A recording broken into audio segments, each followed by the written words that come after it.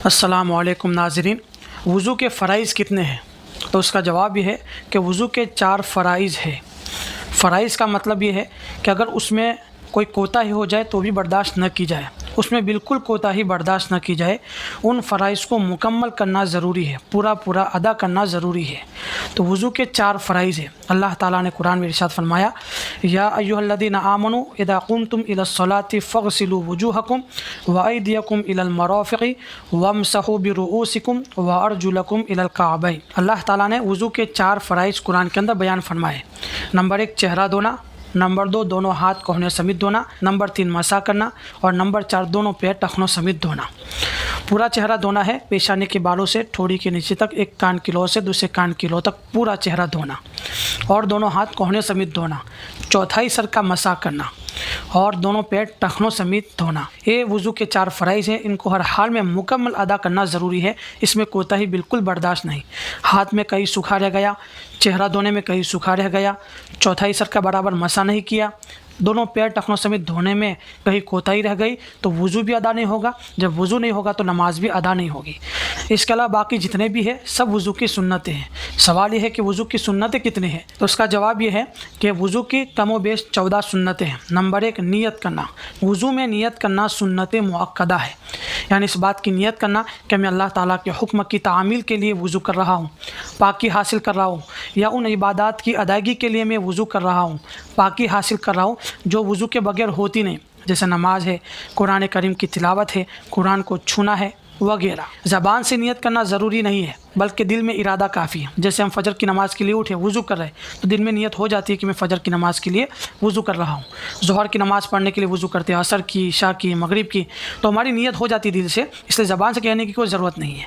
آپ کو قرآن پڑھنے کا ارادہ ہے، آپ وضو کر رہے ہیں تو آپ نے قرآن کی تلاوت سے، قرآن کو چھونے سے وضو کر رہے، آپ کے دل میں ارادہ ہی کافی ہے۔ تو دل میں استحضار ہونا یہ کافی ہے، زبان سے ادا کرنا یہ ضروری نہیں ہے۔ تو پہلی سنت نیت کرنا۔ نمبر 2 بسم اللہ الرحمن الرحیم پڑھنا، بسم اللہ پڑھنا، بسم اللہ الرحمن الرحیم پڑھنا۔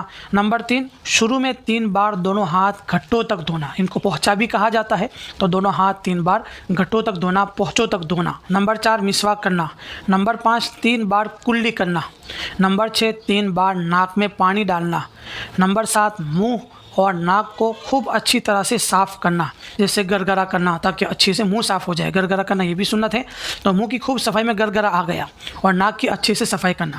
لیکن یہ سنت روزے دار کے لیے نہیں ہے، چونکہ آپ روزے کی حالت میں گرگرا کرنے جائیں گے، اچھے سے منہ اور ناک صاف کرنے جائیں گے، تو ہو سکتا ہے کہ پانی حلق کے ذریعہ پیٹ کے اندر چلا جائے اور آپ کا روزہ ٹوٹ جائے، اس لیے روزے کے اندر گرگرا وغیرہ کرنے سے احتیاط کرنا چاہیے۔ نمبر 8 داڑھی کا کھلار کرنا۔ نمبر 9 انگلیوں کا کھلار کرنا، ہاتھ کی انگلیوں کا اور پیر کی انگلیوں کا کھلار کرنا۔ نمبر 10 تمام وضو کے اعضاء کو 3 بار دھونا۔ چہرہ دھو رہے 3 بار دھوئے، دونوں ہاتھ دھو رہے 3 بار دھوئے، دونوں پیر ٹخنوں سمیت دھو رہے 3 بار دھونا، یہ سنت ہے۔ نمبر 11 پورے سر کا مسح کرنا۔ چوتھائی سر کا مسح کرنا فرض ہے، لیکن پورے سر کا مسح کرنا یہ سنت ہے۔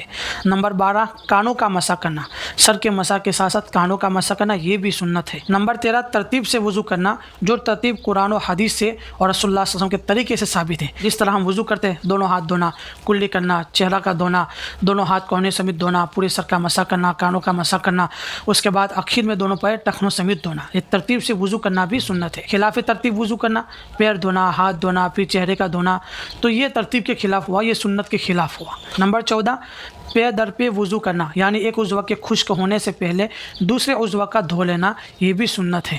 یہ 14 سنتیں متفق علیہ ہے، اور یہ بالکل حدیث سے ثابت ہے، اور بہت سارے علماء کرام کے نزدیک داہنی طرف سے دھونا یہ سنت ہے۔ جیسے آپ ہاتھ دھو رہے داہنی طرف سے دھوئے، پیر دھو رہے تو داہنی طرف سے دھوئے، تو داہنی طرف سے دھونا یہ بھی سنت ہے۔ اور اسی طرح ہاتھ اور پیر جب دھوئے تو انگلیوں سے شروعات کرنا یہ بھی سنت ہے، یہ نہیں سیدھا یہاں سے شروع کر دیا، بلکہ انگلیوں سے شروعات کریں، یہ بھی سنت ہے دھونے میں۔ اور گردن کا مسح کرنا یہ بھی سنت ہے۔ اور جو وضو میں اعضاء دھوئے جاتے ہیں، جیسے چہرہ ہے، دونوں ہاتھ ہے، دونوں پیر ہے، تو ان کو رگڑ کر دھونا، اچھے سے دھونا، تو یہ بھی بہت سارے علماء کرام کے نزدیک سنت ہے۔ تو اس طرح اچھی سے ترتیب سے وضو کرے اور سنت طریقے کے مطابق وضو کرے۔ تو یہ 14 سنتیں ہیں، آپ آسانی کے ساتھ اس کو یاد کر سکتے ہیں، یاد رکھ سکتے ہیں۔ اللہ اعلم بالصواب۔ آگے بھی شیئر کریں تاکہ اور بھی لوگوں کو فائدہ ہو۔